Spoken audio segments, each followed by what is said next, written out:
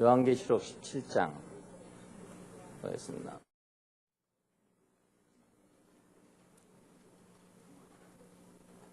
또 일곱 대접을 가진 일곱 천사 중 하나가 와서 내게 말하여 가로되 이리 오라. 많은 물 위에 앉은 큰 음녀의 받을 심판을 내게 보이리라. 땅의 임금들도 그로 더불어 음행하였고 땅에 거하는 자들도 그의 음행에 포도주에 취하였다 하고 곧 성령으로 나를 데리고 광야로 가니라. 내가 보니 여자가 붉은빛 짐승을 탔는데 그 짐승의 몸에 참남된 이름들이 가득하고 일곱 머리와 열 뿔이 있으며 그 여자는 자줏빛과 붉은빛 옷을 입고 금과 보석과 진주로 꾸미고 손에 금잔을 가졌는데 가증한 물건과 그의 음행에 더러운 것들이 가득하더라. 그 이마에 이름이 기록되었으니 비밀이라 큰 바벨론이라 땅의 음녀들과 가증한 것들의 어미라 하였더라. 또 내가 보매 이 여자가 성도들의 피와 예수의 증인들의 피에 취한지라. 내가 그 여자를 보고 기이 여기고 크게 기이 여기니 천사가 가로되 왜 기이 여기느냐. 내가 여자와 그의 탄바 일곱 머리와 열 뿔 가진 짐승의 비밀을 내게 이르리라. 내가 본 짐승은 전에 있었다가 시방 없으나 장차 무저갱으로부터 올라와 멸망으로 들어갈 자니 땅에 거하는 자들로서 창세 이후로 생명체에 농명되지 못한 자들이 이전에 있었다가 시방 없으나 장차 나올 짐승을 보고 기이 여기리라. 지혜 있는 뜻이 여기 있으니 그 일곱 머리는 여자가 앉은 일곱 산이요 또 일곱 왕이라. 다섯은 망하였고 하나는 있고 다른 이는 아직 이르지 아니하였으나 이르면 반드시 잠깐 동안 계속하리라. 전에 있었다가 시방 없어진 짐승은 여덟째 왕이니 일곱 중에 속한 자라. 저가 멸망으로 들어가리라. 내가 보던 열 뿔은 열 왕이니 아직 나라를 얻지 못하였으나 다만 짐승으로 더불어 임금처럼 권세를 일시 동안 받으리라. 저희가 한 뜻을 가지고 자기의 능력과 권세를 짐승에게 주더라. 저희가 어린 양으로 더불어 싸우려니와 어린 양은 만주의 주시요 만왕의 왕이시므로 저희를 이기실 터이요 또 그와 함께 있는 자들 곧 부르심을 입고 빼내심을 얻고 진실한 자들은 이기리로다.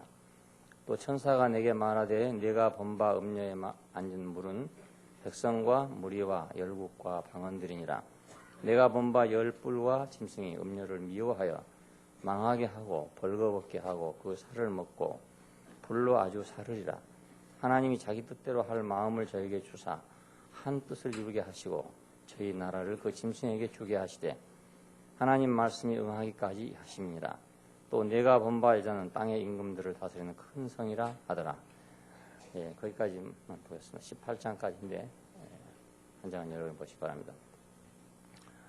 17장과 18장은 큰 음녀가 받을 심판에 대해서 말하고 있습니다. 우리 이제 마지막인 일곱째 대접에 봤죠. 그 일곱째 대접은 공기 중에 쏟아졌다 그럽니다. 공기 중이라는 말은 이제 영계라는 뜻과 같습니다. 그러니까 영계에 쏟아진 재앙이다 이렇게 볼 수 있습니다. 그리고 이 이제 재앙을 내리는 곳은 성전의 보좌니까 하나님의 표현의 보좌죠.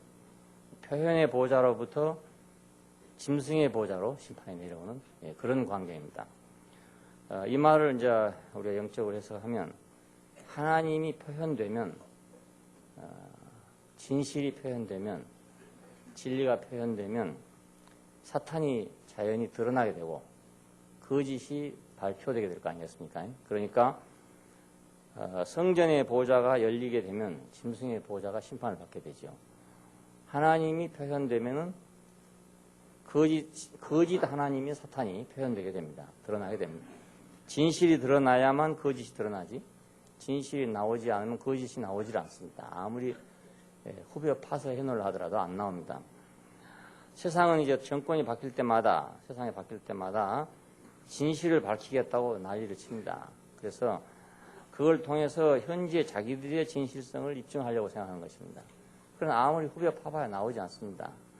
진실이 드러나야 결국 그 가짜가 드러나는 거지 같은 가짜끼리 후벼 파봐야 그것이 나오겠냐 그겁니다. 그래서 결국 사람들이 뒤로 알고 보면 그건 정치 보복이었다 이렇게 되는 겁니다. 자기들은 아니라 하지만 결국 알고 보면 다 정치 보복이 되는 겁니다. 하나님이 표현돼야 사탄이 드러나야 됩니다. 진실이 표현돼야만 거짓이 드러나야 됩니다. 이것만이 참된 그러니까 심판이 되는 거죠. 예. 그 짐승의 보호자 지난번에 말씀드렸지만 짐승은 왜 짐승이란 말을 썼냐면 인간 못된 것이 짐승입니다. 그렇죠? 인간 못된 것 짐승이죠.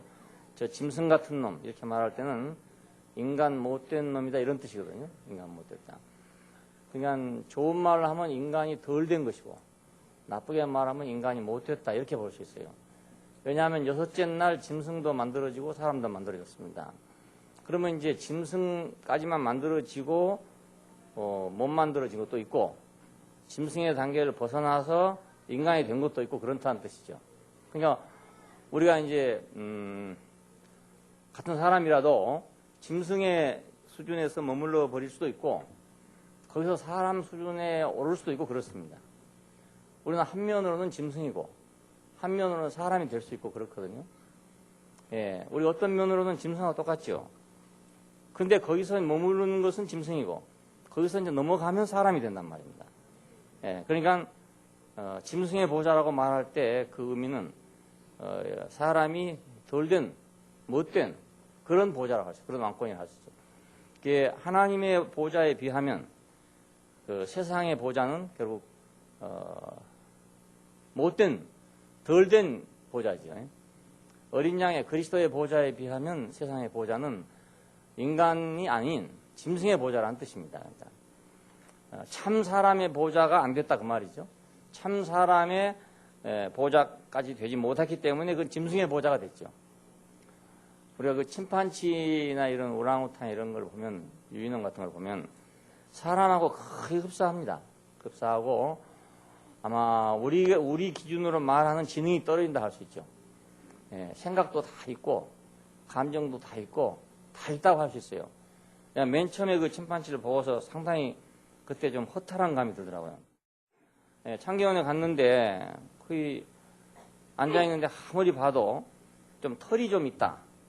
좀 끔다. 이것을 제외하고는 꼭 인간이더라고요. 예, 좀 못생겼다. 우리 기준으로 봐서 못생긴 거죠. 예, 코가 납작하고 이러니까 좀 우리 기준으로 봐서 못생긴 거지만 자기들 기준으로 봐서는 그 못생긴 것도 아니겠죠. 예. 그리고 우리가 볼 때는 털이 있으니까 짐승 같다 이렇지만 또 객관적으로 보면 털이 있는 게 오히려 좋을 수도 있죠. 우리처럼 뭐 옷 입고 이렇게 할 필요도 없고 항상 털 외투를 입고 다니는 거 아니겠습니까? 그것도 더 좋은 것이라 할 수 있고 여러 가지 면에 있어서 사실은 사람하고 뭐 못할 것이 전혀 없어요. 특별히 특이했던 것이 보통 짐승은 이 젖이 이렇게 옆으로 밑으로 쭉 달려 있잖아요. 줄줄이 이렇게 뭐 6개씩 막 이렇게 달려 있는데 이건 영락없이 사람처럼 달려 있는 거예요. 와, 그걸 보고 나니까 좀 사람이 좀 허탈하다는 생각이 들어요. 인간하고 저 차이가 얼마나 되는가 그런 생각이 옛날에 들더라니까요. 처음 그걸 보니까. 그러니까는 우리 여기서 짐승의 보호자라고 왜 표현했냐? 그것은 참 사람의 보호자가 아니라는 뜻이죠. 그러니까 우리가 세상의 보호자는 참 사람이 덜 된 것의 보호자라고 생각해야 됩니다.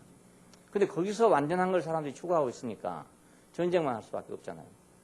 예, 짐승의 보호자로 왜 짐승의 보호자로 알면 짐승의 보호자니까 그렇다 이렇게 생각할 수 있어요.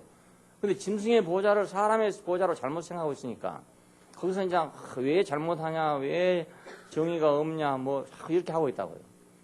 그럼 뭐 돼지 보고 너는 왜 똥을 싸냐, 개 보고 너는 왜 짖냐 이렇게 하는 말과 똑같은 거 아니겠습니까? 개는 짖는 게 당연하고 돼지는 지가 깨끗한 걸 좋아해도 게으르기 때문에 똥을 싸는 게 당연하고 그건 당연하단 말입니다. 그러니까는 우리가 세상을 알 때 세상은 이런 것이구나라고 알면 우리가 세상을 이해할 수 있죠.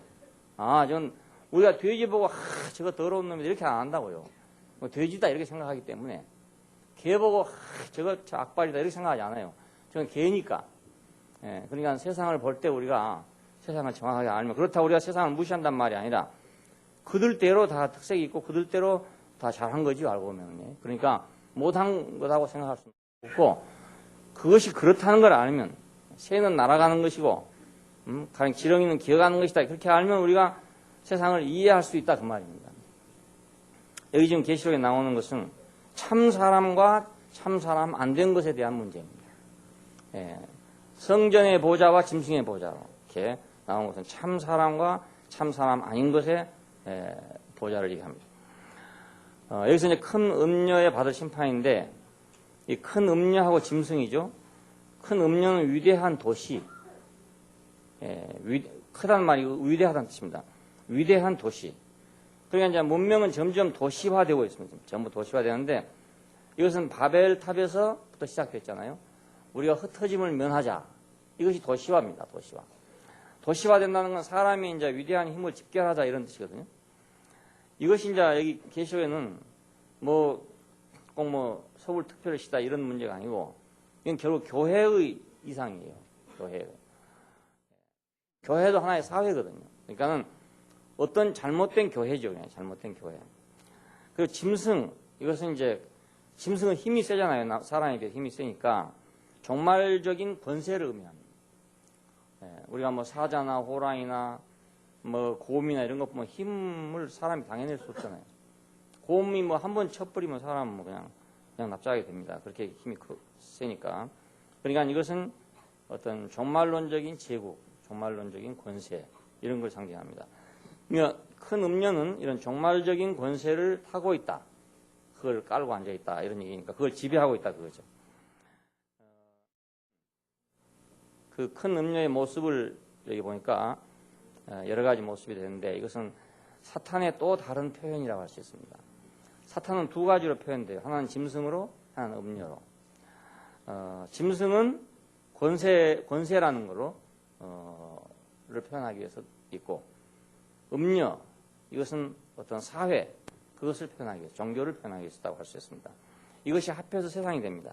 짐승과 음녀가 합해서 세상이 됩니다. 이 큰 음녀의 모습은 자줏빛 붉은 옷을 입었더라 합니다. 이 자줏빛은 그 왕의 옷입니다. 왕의 옷. 왕권을 상징하는 옷이죠. 마가복음 15장에 보면 예수님에게다가 자줏색 옷을 입혔다 그럽니다. 왜냐하면 그 조롱하기 위해서 유태인의 왕이다. 네가 유태인의 왕이다. 이렇게 조롱하려고 입혔던 옷이 자색 옷을 입혔다 그럽니다. 그러니까 이 음녀는 어떤 왕권을 가지고 있다 이런 말입니다. 왕이 아닌데도 왕권을 가지고 있는 거예요. 그러니까 짐승이 아닌데도. 그리고 금과 보석과 진주로 꾸몄다 그럽니다. 이건 새 예루살렘하고 비슷하죠. 새 예루살렘도 금과 보석과 진주로 되어 있는 성인데 이 성도 역시 금과 진주와 보석으로 꾸몄습니다. 근데 새 예루살렘을 말할 때 계시록 21장에서는 그 신부가 남편을 위해서 단장한 것 같더라 그랬습니다. 여기는 큰 음녀가 금과 보석과 진주로 꾸몄더라 그럽니다. 우리말로 비슷한 말인데 여기 단장했다는 말은 코스메오 하는 말로 이건 이제 정리했다, 배열했다 이런 뜻입니다. 정리했다. 뭘 정리한 거냐? 이걸 보면 우리가 신랑을 위해서 정리한 사람이죠. 신랑을 위해서 정리한 사람. 시집을 가려면은 정리를 해야 돼요, 먼저. 시집 가기 전에는 어떻게 놀았든지 간에 일단 시집을 가려면 정리를 해야 된단 말이에요, 정리를. 그렇잖아요? 그것이 단장한 겁니다. 단장이 화장을 하는 게 단장이 아니고 주변 정리를 해야 된다고. 그러니까 여기 우리 교회는 그런 사람들이 없겠지만은 이제 처녀들이 혹시 옛날에 남자친구도 있고 다 있을 거 아닙니까? 시집을 가려면 싹 없애야 된단 말이에요. 불에다 싹 태워버리고 그리고 가야 되는 거죠. 물론 마음에도 태워버려야 되겠지만은 겉으로도 없애야 돼요. 왜냐하면 다음에 신랑이 그걸 보면 기분 나쁘게 생각한단 말입니다. 그러니까 싹 정리해서 깨끗하게 해야 된다 그런 뜻이거든요. 자, 새 예루살렘은 단장되어 있다. 코스메오 했다. 정리해서 그래서 영화롭게 한 것이다. 그럼 우리 요한복음 17장에서 아들을 영화롭게 하사 아들로 아버지를 영화롭게 하옵소서 했을 때 그 영화롭게 한다는 것이 도대체 뭐겠는가? 이 말씀을 우리가 생각해보면 정리했다 그 말 아닙니까? 우리 인생을 정리했다. 하나님을 위한 목적으로 정리했다. 아버지만을 위한 목적으로 정리한 사람이다. 이겁니다. 그것이 영화롭게 되는 거다. 그러니까 우리는 이제 우리가 갈 길이 아주 정해져 있기 때문에 우리는 지금 정리하는 중이죠. 모든 걸 정리하는 중입니다. 그 밭에 묻힌 보화를 발견한 사람은 자기 집에 가서 모든 걸 정리해 가지고 팔 건 팔고 없앨 건 없애고 그래서 모두 다 뭘로 만들었냐? 다 현금화 시켜 가지고 그렇죠? 논도 있고 밭도 있고 산도 있고 있었겠죠. 여러 가지 재산이 있었겠죠. 그 재산들을 모두 정리해서 다 현금화 시켜가지고 밭주인한테 가서 이거 삽시다 이렇게 되었단 말이에요. 물건 사러 간 사람이 현금 안 가지고 가서 우리 집엔 밭도 있고 논도 있고 산도 있는데 이것 좀 사자 그러면 팔겠습니까? 예, 안 팔죠. 돈으로 정리해갖고 오라 이렇게 할 거 아닙니까? 정리해가지고.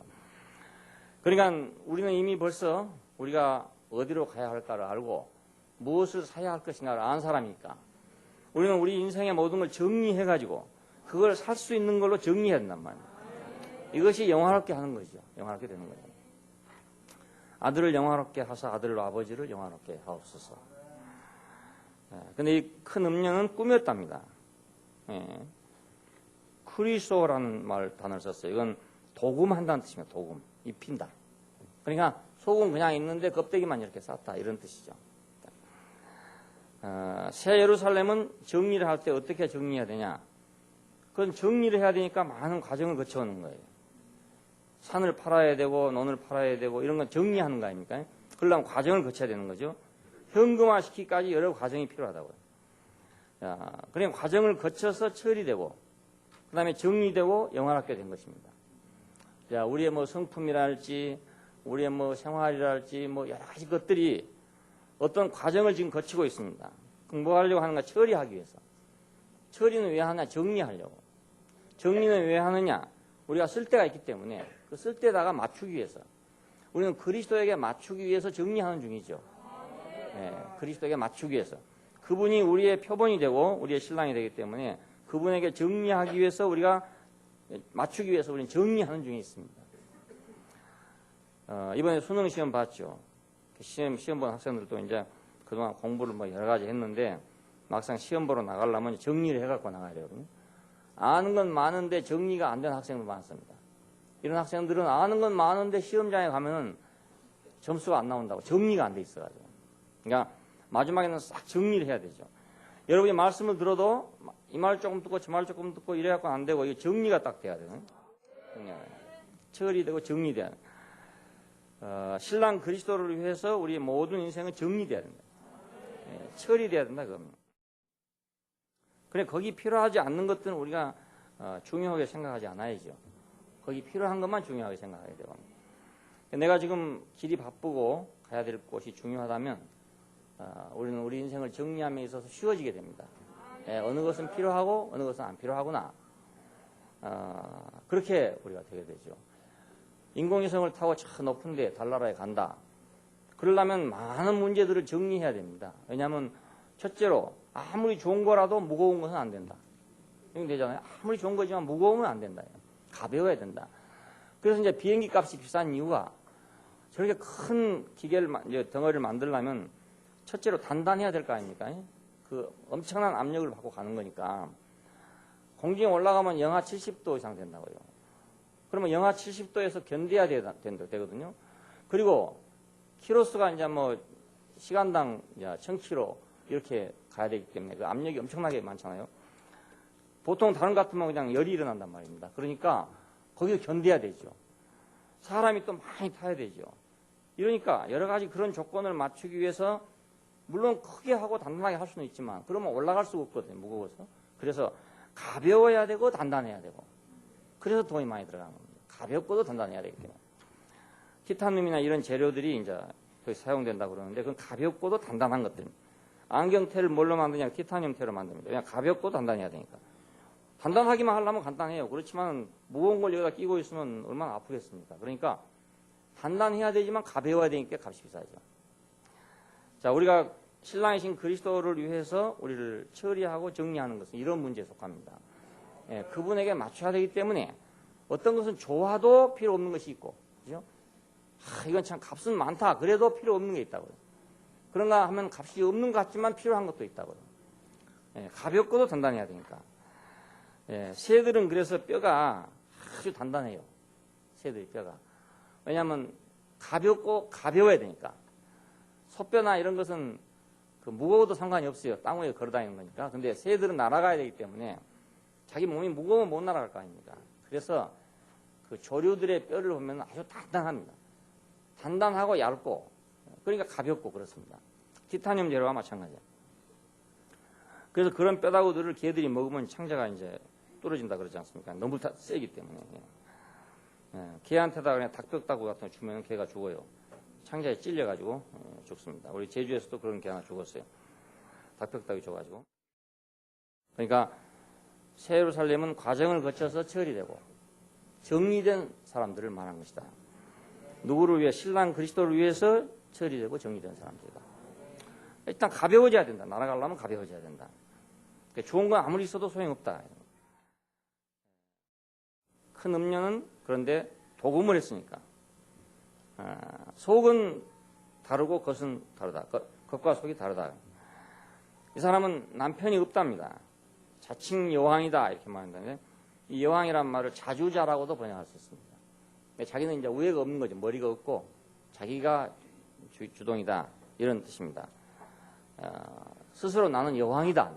나는 과부도 아니고 나는 여왕이다 이렇게 말하는 자다. 그러니까 이게 세상의 속성 아닙니까? 세상의 모든 속성은 자기가 다 자주자입니다. 자기가 다 여왕이죠. 손에 금잔을 들었다 그럽니다. 이 금잔은 왕의 술잔입니다. 왕이 가지고 있는 술잔. 예레미야 51장 3절에 보면은 바벨론은 여호와의 수중에 온 세계로 취하게 하는 금잔이라. 온 세계로 취하게 하는 금잔이라. 열방이 그 포도주를 마시고 미쳤다 이럽니다. 그러니까 세상을 자세히 보면 그 어떤 큰 제국의 영광, 그 금잔 거기서 주는 포도주를 마시고 다 미쳐 있는 거죠. 네. 세상은 그렇잖아요. 세상은 지금 그 어떤 세계 제패권을 가지고 좀 미쳐 있는 겁니다. 미쳐가지고. 이것이 지금 자꾸 바꿔지잖아요. 히랍에서 로마로, 뭐 로마에서 뭐 영국으로, 프랑스로, 미국으로, 뭐 소련으로, 중국으로 이렇게 지금 돌아가고 있는데 여기 지금 미쳐 있는 거예요. 미쳐갖고 도처에서 전쟁이 일어나고 하는 것들이 모두 여기 미쳐서 전쟁을 하는 거죠. 미쳐요. 왕의 술잔에는 가증한 물건들과 음행의 더러운 것들로 가득하더라. 다니엘서 11장에 보면 그런 말이 나옵니다. 군대는 그의 편에 서서 성소를 더럽히며 매일 드리는 제사를 폐하며 멸망케 하는 미운 물건들로 세울 것이다. 이런 말이 나오고 멸망케 할 미운 물건을 세울 때부터 1290일을 지낼 것이다. 이런 말이 나옵니다. 이것은 모두 우상 숭배로 예표된 거짓 숭배를 말합니다. 그냥 황제 숭배가 옛날에는 이제 굉장히 성행했는가 봅니다. 일본에서 그냥 천황을 숭배하듯이 황제 숭배를 했는데 일본의 천황 숭배는 좀 의미가 다르죠. 다르긴 다른데 고대 중동이나 그런 곳에서는 이제 황제를 완전히 신으로 섬겼던 그런 때가 있습니다. 그리고 이제 이것은 왕권의 자랑이죠. 가증한 것들이란 말은 왕권의 자랑, 그것이 가증한 것들에 속합니다. 하나님 볼 때는 가증한 거죠. 세상이 볼 때는 참 영화로운 것이고 빛나는 거지만 하나님이 볼 때는 가증한 것이다 그 말입니다. 그러니까 우리가 만일 세상의 어떤 자랑들을 가지고 있다면 우리 술잔에다가 넣고 있다면 세상은 볼 때 부럽다 이렇게 생각하겠지만 하나님이 볼 때는 그게 가증한 거다 그 말입니다. 우리가 세상의 것들은 자기 자랑이니까 쉽게 말하면 자기 자랑이고 자기의 능력의 표현이고 자기 자주자의 표현이니까 하나님 볼 때는 미운 거죠. 가증하단 말은 밉단 말이거든요. 미운 거, 하나님 볼 때는 미운 거죠. 하나님으로 영화롭게 돼야 되고 하나님으로 자랑이 돼야 되고 그분으로 내가 영광스럽게 돼야 되는데 자기가 만든 것으로 자기 영광을 나타내고 있으면 하나님 볼 때 미운 거다 그 말입니다. 가증한 것들로 가득하다. 그러니까 왕의 술잔에는 하나님 볼 때 미운 것들로 가득 차 있다는 뜻입니다. 이마에 이름이 있다. 이제 뭐라고 써있냐면 비밀이다. 큰 바벨론이다. 이렇게 되어 있답니다. 비밀이다. 큰 바벨론이다. 미스테리란 말이 이제 여기서 나온 말입니다. 미스테리온 하는 말이 이제 히라보에서 나온 말 같습니다. 비밀이다. 큰 바벨론이다. 그러니까 이걸 볼 때 이 바벨론은 그 물질적 바벨론하고 다르다는 걸 볼 수 있어요. 물질적 바벨론 같은 비밀이란 말이 안 나오겠죠. 근데 물질적 바벨론이 아니고 어떤 정신적이고 영적인 그런 바벨론이기 때문에 비밀이란 말이 붙었어요. 큰 비밀이다. 숨어있는 바벨론이다. 이렇게 말할 수 있습니다. 그러니까 세상을 지배하고 있기는 지배하고 있는데 겉으로 보이는 게 아니고 안 보이는 거다. 겁니다. 보이지 않는 세력, 보이지 않는 힘이죠. 그러니까 이 땅의 음료들과 가증한 것들이 엄이다. 근원이다 그죠? 그러니까 어떤 세상을 움직이는 힘입니다. 세상을 움직이는 힘. 근데 그것이 고대 사회에서는 종교였어요. 예, 지금은 여러 가지 사상이기도 하고 철학이기도 하고 뭐 여러 가지가 있습니다. 있는데 그때 당시로서는 간단하게 종교입니다. 그 종교가 그 세상을 지배하니까요. 왜냐하면 그 정교일치의 사회, 고대 사회일수록 정교일치의 사회입니다. 원시 사회는 그 무당, 우리가 지금 말하는 무당이죠. 그 무당이 결국은 추장이 되는 거예요. 예, 신접을 한 사람들이. 그러니까 여기서부터 시작해가지고 이제 차차차 내려와서 황제 예배까지 이제 이르게끔 그렇게 됩니다. 그러니까 지금은 이제 정교가 완전히 분리됐어요. 그 미국 루시에서 여러 나라들이 정교 분리 정책을 사용하고 있습니다. 그러나 옛날에는 정교가 분리되지 않고 하나로 되어 있어요. 지금도 중동에서는 정교가 분리되어 있지 않잖아요. 지금 이라크나 이란이나 이런 데 가면은 정교가 완전히 하나로 되어 있습니다. 가령 뭐 우리가 잘 아는 뭐 호메인 같은 사람, 그 사람은 왕이 아니거든요. 왕이 아니지만은 실권자지요. 왜? 종교적인 실권자입니다. 근데 그 종교적인 실권자에 의해서 왕도 움직여진다고. 예, 이런 사회가 이제 로마 제국까지 왔죠. 그래서 교황이 생기게 되고 이제 황제가 있고 이런 문제가 생기게 됐습니다. 여기서 시간을 지나면서 여러 가지 많은 병폐들 때문에 이제 혁명을 일으켜가지고 지금 미국이라는 사회로 돌아오면서 미국의 헌법에는 정교 분리가 이제 확립되고 있고 우리나라 헌법에도 정교 분리가 확립되고 있는 그런 나라입니다. 이 땅의 음료들과 가증한 것들을 엄이라고 했으니 이것은 짐승을 움직이는 힘이죠. 예, 짐승의 보좌가 노골적인 바벨론이라면 여기 큰 음료는 비밀한 바벨론입니다. 숨어있는 바벨론이다. 로마를 움직이는 것은 로마의 종교였죠. 지금 말하면 천주교라고 말하지만 캐톨릭 그것이 로마를 움직이는 종교였어요. 그런데 이거 이제 말기에 왔으니까 어느 때는 종교가 로마를 움직이고 어느 때는 로마가 종교를 움직이고 이랬습니다. 그래서 서로 싸우는 그 역사가 계속되게 됩니다. 그러나 옛날에는 아예 그런 것이 없고 그 종교가 정치를 완전히 지배하는 그런 사회였습니다. 여기서 음행이란 말이 나왔는데 이것은 이제 포르네오 하는 말인데 우리가 포르노라는 말 하잖아요. 이거 팔다라는 말에서 유래한 말입니다. 팔다. 그래서 창녀라는 말이 나오게 됐어요. 팔다. 자기 몸을 판다 이래야죠. 세상 왕들과 거민들과 깊은 이해관계가 있는 어떤 것인데 그것이 결국 그때 당시로는 그 종교죠. 네, 분명하게 물질적 바벨론하고 영적 바벨론이 있다. 그 영적 바벨론은 종교예요. 그 사도 요한이 이 계시록을 쓸 때 그때 아직은 그 로마 제국이 완전히 국교화되기 전이었단 말입니다. 그런 시대인데 이런 예언을 하게 됐어요. 근데 그의 그 영적인 안목에서는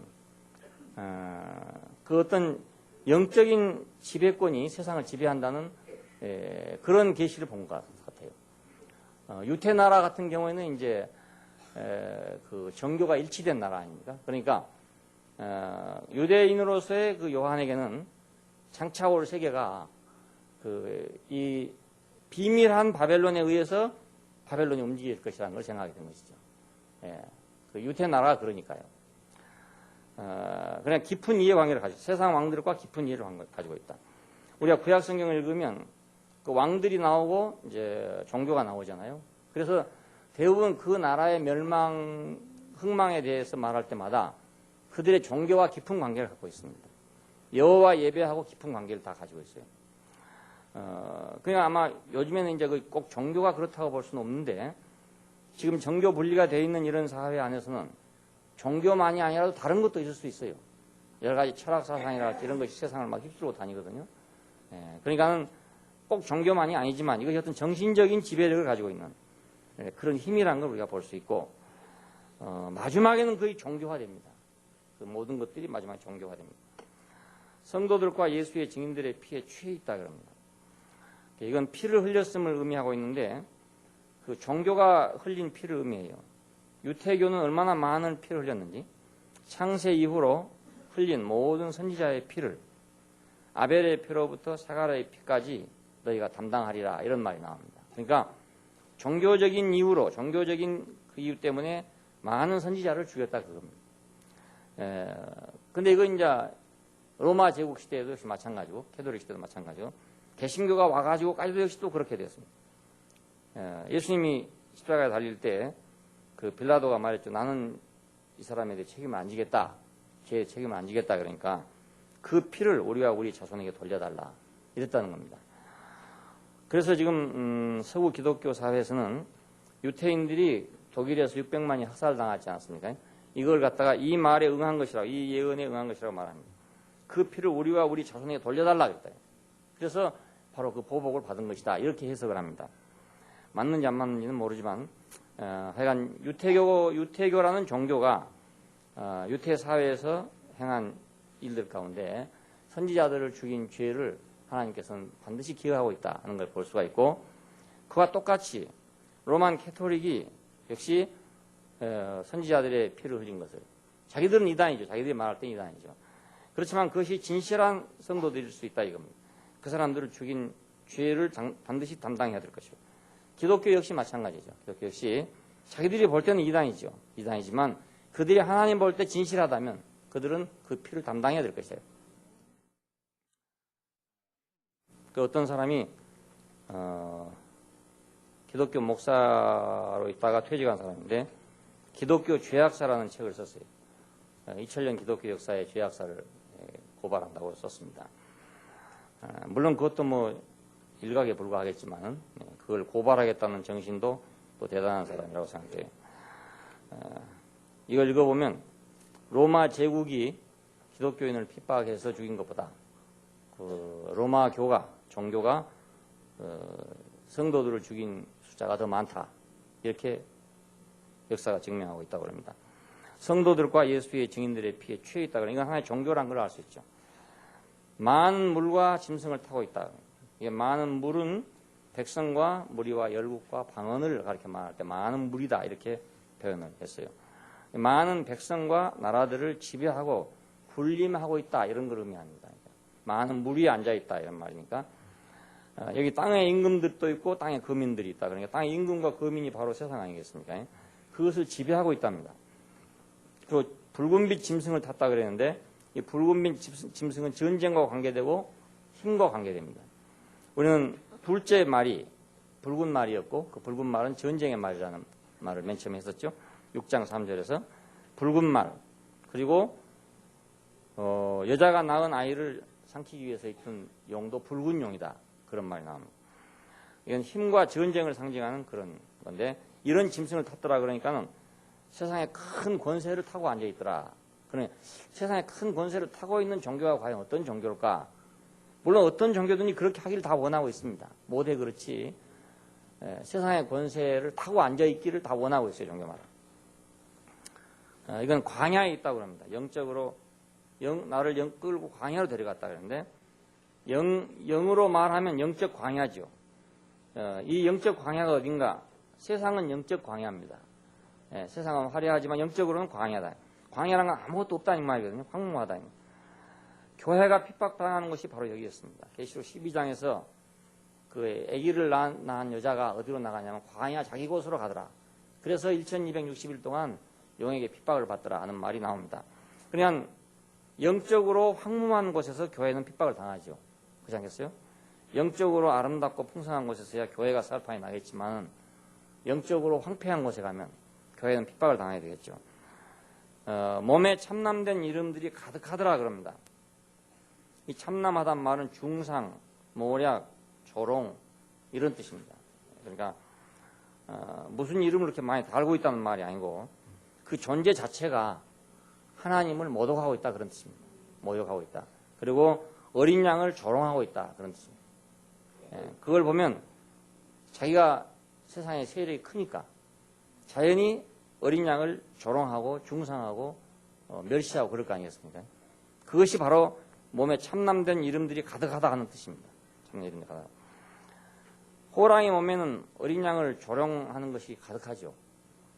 호랑이의 이빨도 어린 양을 조롱하고 있고 눈썹도 어린 양을 조롱하고 있고 수염도 어린 양을 조롱하고 있고 얼룩무늬도 어린 양을 조롱하고 모든 것이 다 어린 양을 조롱하는 색깔입니다. 그냥 참남한 이름들이 가득한 거죠.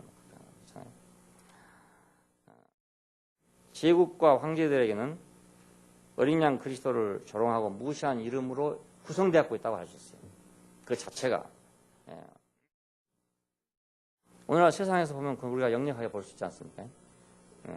어린 양을 조롱하는 이름이 가득 차 있는 사람도 있고 조금 덜 차 있는 사람도 있고 또 조금 일부만 있는 사람도 있고 그렇습니다. 어떤 사람 보면 이제 완전히 차가지고 손끝부터 발끝까지 완전히 어린 양을 조롱하는 이름으로 멸시하는 이름으로 충만해 있는 사람도 있습니다. 예, 7머리와 10뿔이 있더라 그럽니다. 7머리는 여자가 앉은 7산이랍니다.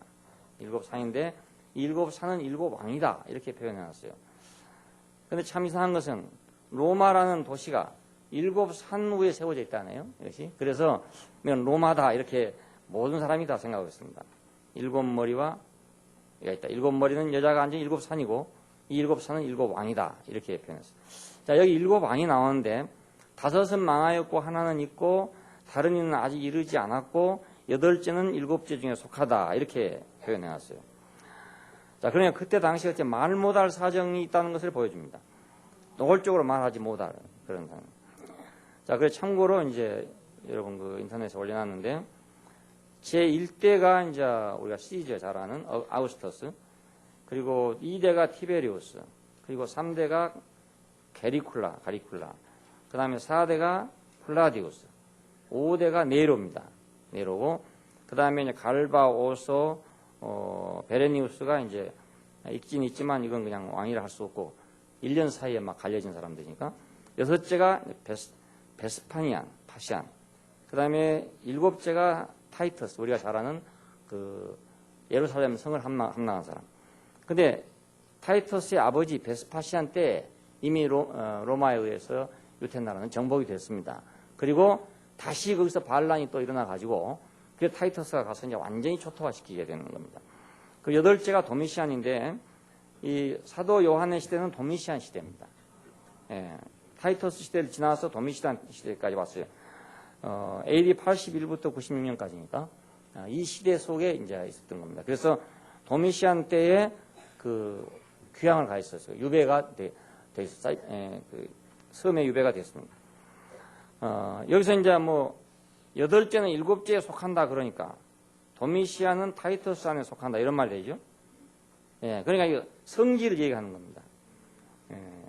5은 망하였고 하나는 있고 다른 이는 아직 이르지 않았고 8째는 7째에 속한다 이런 알쏭달쏭한 말이 이런 이제 황제들을 놓고 하는 말이라고 전통적으로 그렇게 해석을 하고 있습니다. 역사적으로 해석하면 아마 이 말이 맞을 것이라고 생각합니다. 이건 다 모두 영적인 의미를 갖고 있습니다. 그러니까 꼭 뭐 역사적인 네로가 아니라도 네로의 정신을 가지고 있는 모든 제왕은 다 네로지요, 알고 보면. 그렇죠?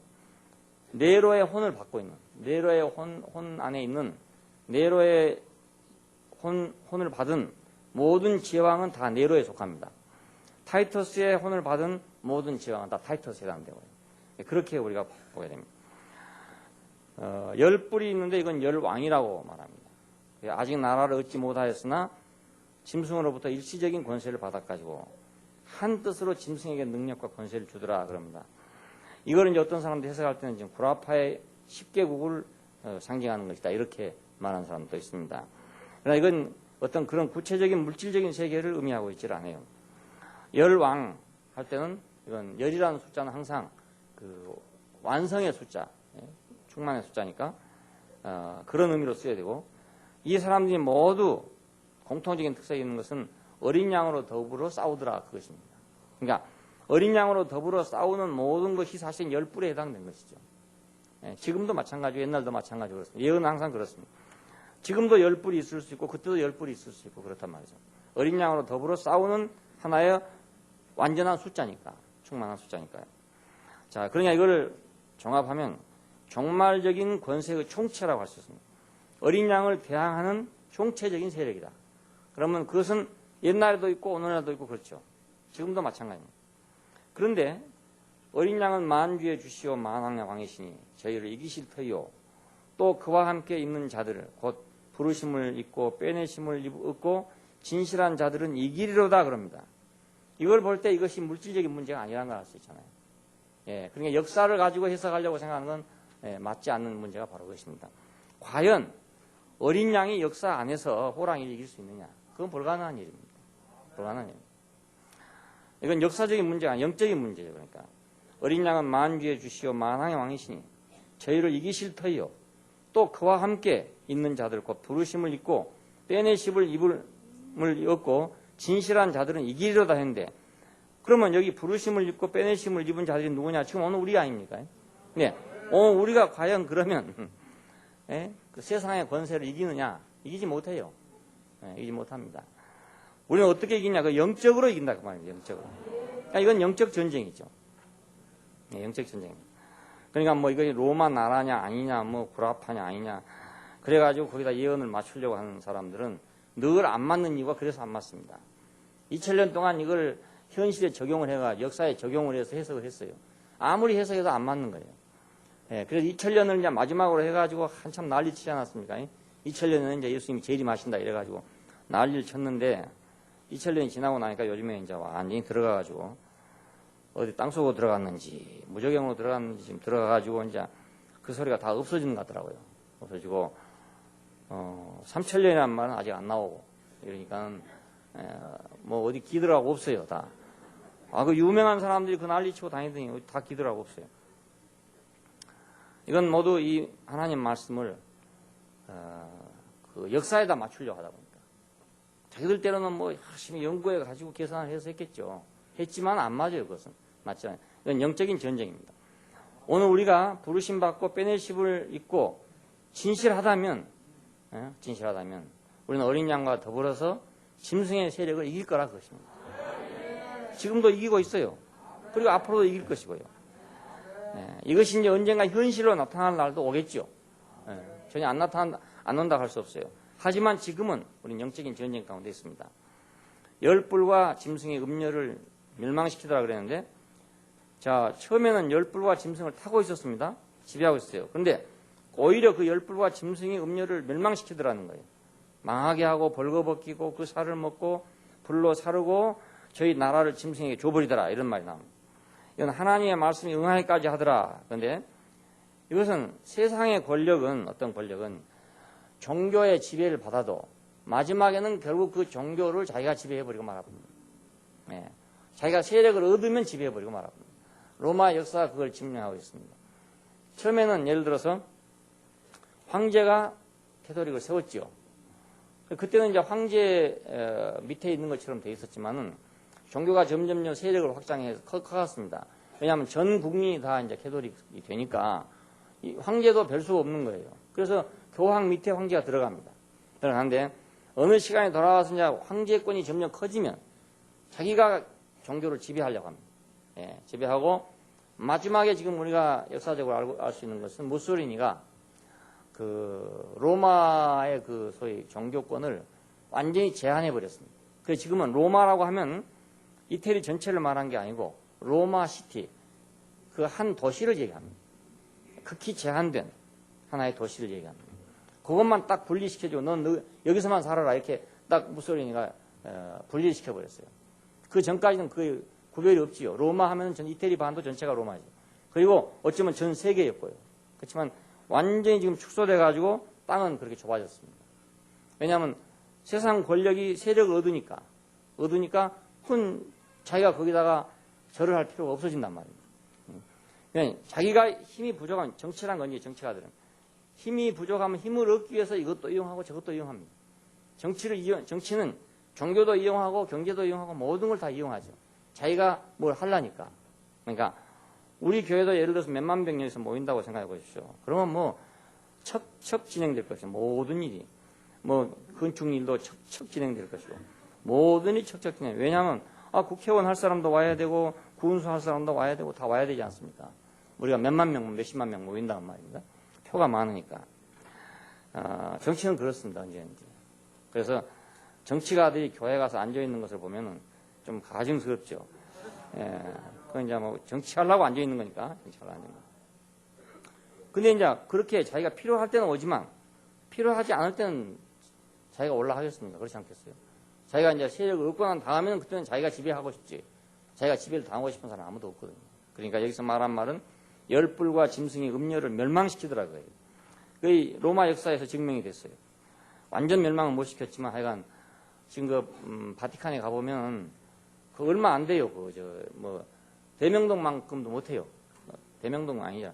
한 대명 1동만큼도 못해요. 그 영역이 얼마 안 돼요. 조그마한 영역 그것만 이제 로마 시티로 규정을 해놨습니다. 그러니까 세상 권력은 결국 종교를 이용하고 마지막엔 버린다. 그런 걸 알 수 있습니다. 공산주의도 기독교가 필요할 때는 이용해요. 하지만은 세력을 일단 잡은 다음에는 없애버리죠. 여자는 땅의 임금들을 다스리는 큰 성이라 하더라. 그러니까 이것은 어떤 물질적 바벨론이 아니라 영적인 바벨론이라는 걸 알 수 있죠. 이 영적인 바벨론의 멸망으로 이제 차차 이어져 가고, 이 영적인 바벨론이 멸망하면서 어린 양의 혼인잔치가 시작됩니다. 그러니까 어린 양의 혼인잔치는 이 세상 권력 때문에 못한 게 아니고 이 영적 권력인 바벨론 때문에 못한단 말입니다. 영적 권력인 이 바벨론이 없어져야 결국은 어린 양의 혼인잔치가 이루어질 수 있죠. 그 세상 정권과 세상 힘과 야합하는 거기에 합해진 그런 종교가 없어져야 어린 양의 혼인잔치가 이루어진다. 그런 뜻이 되니까 교회가 물량주의라 할지 세력주의라 할지 이런 데서 벗어나야 그래야 어린 양이 거기서 환영을 받지. 그렇지 않고는 교회 안에서도 어린 양은 환영받지 못해요. 교회 안에서도요. 그러니까 말만 교회지 그건 어린 양 교회가 아니죠. 어린 양은 멸시받는 그런 교회죠. 그래서.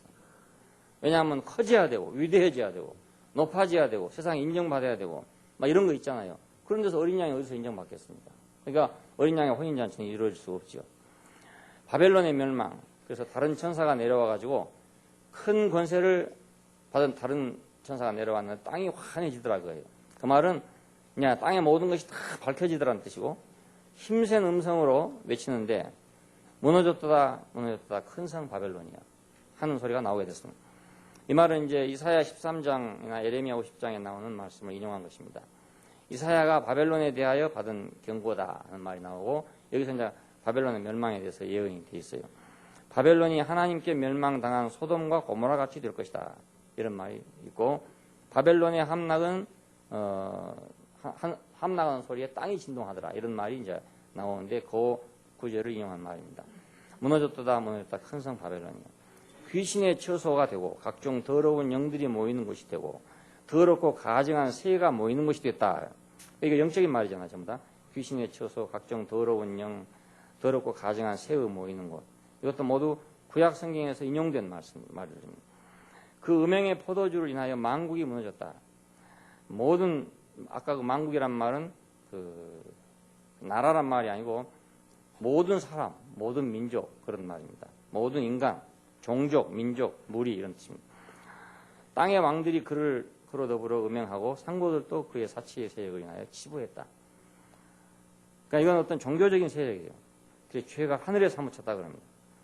사망과 애통과 흉년이 있고 불에 살라질 것이고 함께 음행하고 사치하던 땅의 왕들과 상고들이 불붙는 연기를 보고서 울고 가슴을 치더라. 이런 말이 나옵니다.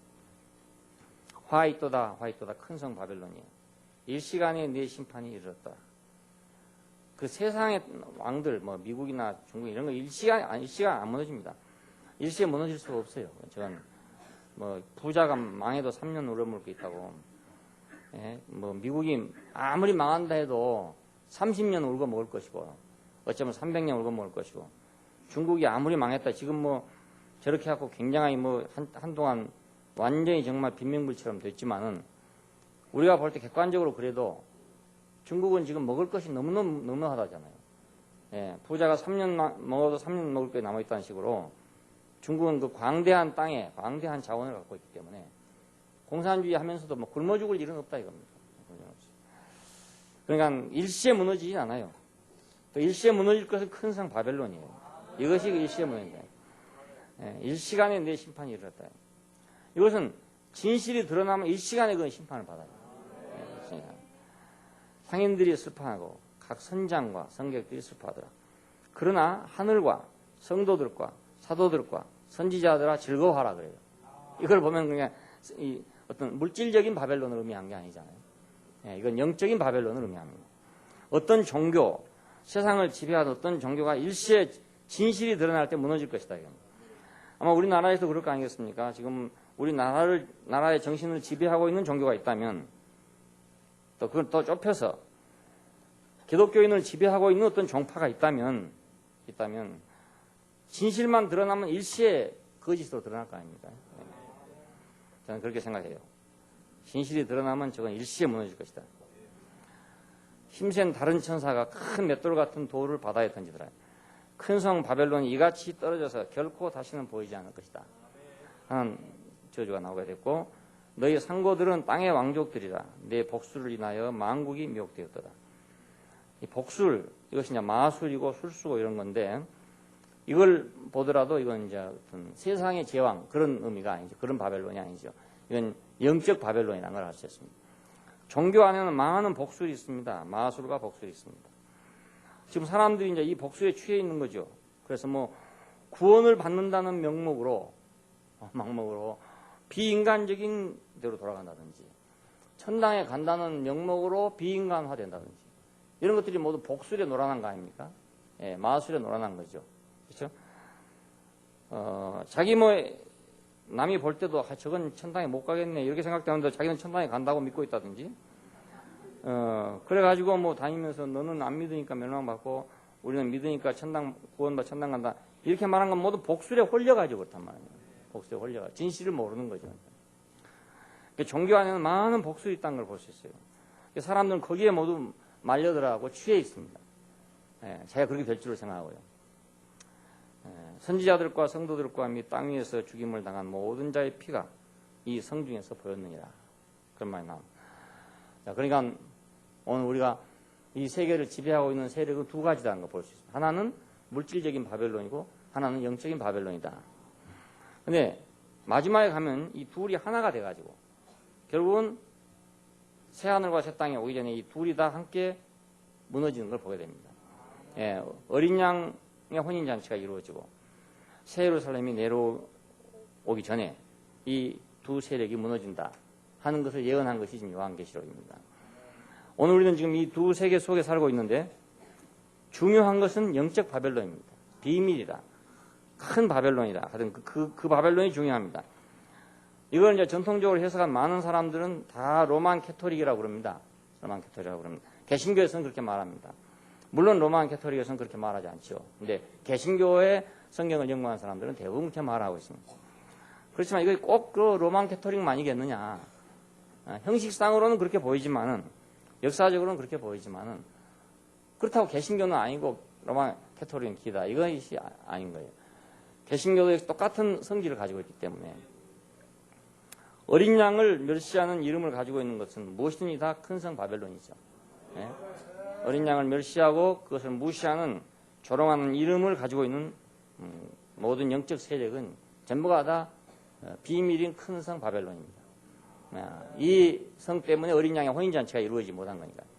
로만 캐토릭 때문에 어린 양의 혼인잔치가 이루어지지 못한 것이 아니라 어린 양을 모독하는 큰 세력 때문에 어린 양의 혼인잔치가 이루어지지 못하고 있어요.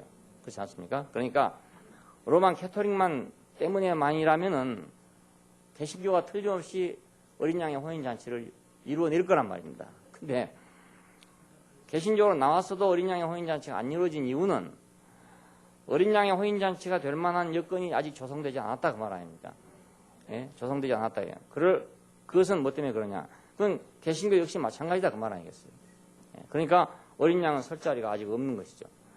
그러나 이 바벨론이 무너질 때 이제 어린 양은 등장하게 될 것이다 그겁니다.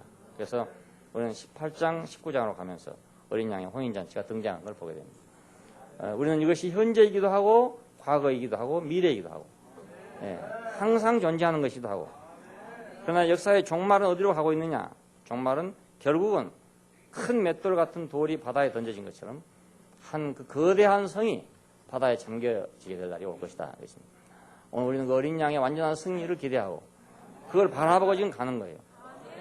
지금은 그것이 어쩌면 미미할 것 같지만 이건 실제이기 때문에 한 번 이기면 영원히 이긴 거예요. 그리고 이 이김은 계속해서 진전돼 나가고 축적돼 나가게 됩니다. 진실의 축적이니까. 그러나 바벨론은 결국은 망하게 될 것입니다. 우리의 진실이 드러나게 되면 거짓이 모두 다 밝혀지게 될 것이고 심판을 받게 될 것입니다. 창세 이후로 어린 양의 생명체에 농명되지 않는 자들은 다 짐승에 경배하더라. 그러니까 에덴 동산에서 나온 이후로 사람은 결국 진실의 세계에서 벗어나서 허위의 세계로 넘어왔다고요. 속이는 세계로 넘어왔어요. 그래서 그 속이는 세계 안에서 무엇을 해도 다 속이는 거라고요. 그 속이는 세계 속에서 진실하면 되냐? 그렇지 않고 속이는 세계 속에 진실한 것은 더 속이는 것일 수도 있어요. 그렇잖아요? 가짜 중에서 정말로 가짜는 진짜처럼 생긴 것은 진짜 가짜예요. 그것이. 네? 가짜 세계에서 진짜처럼 생긴 것은 정말 그건 가짜예요. 우리가 요즘 어디 가면은 그 좀 약간 빛이 어두운 데 가면은 이렇게 조화로 만들어 놓은 걸 보면 영락없이 생화 같아요. 손으로 꼭 만져봐야 할 정도예요. 눈으로 봐서는 잘 몰라요. 그 정도로 잘 만들어 놨어요. 그 정도로 잘 만들어 놓은 것은 진실에 가까운 것이냐? 그렇지 않고 그건 진실에서 더욱 먼 거단 말입니다. 예, 그러니까 세상이 뭐 진실하니 안 하니 뭐 자랑하고 있다는 건 참 어리석은 일이라고 생각하시죠. 진실이 아니고 그것은 거짓이란 말입니다. 거짓의 세계로 들어왔어요. 예수께서 오신 것은 지금 그 거짓의 세력을 격파하고 진실의 세계를 회복하기 위해서 온 것입니다. 오늘 큰 음령인 바벨론은 거짓의 어미가 된 것입니다. 어미가. 거짓의 산실이 됐어요. 그래서 이것이 세상에다 계속 거짓을 공급하고 있단 말이에요. 아기를 낳아서 생산해내고 있어요. 산하 제한도 하지 않고 계속 내고 있으니까 세상이 계속 거짓으로 말려들 거 아닙니까?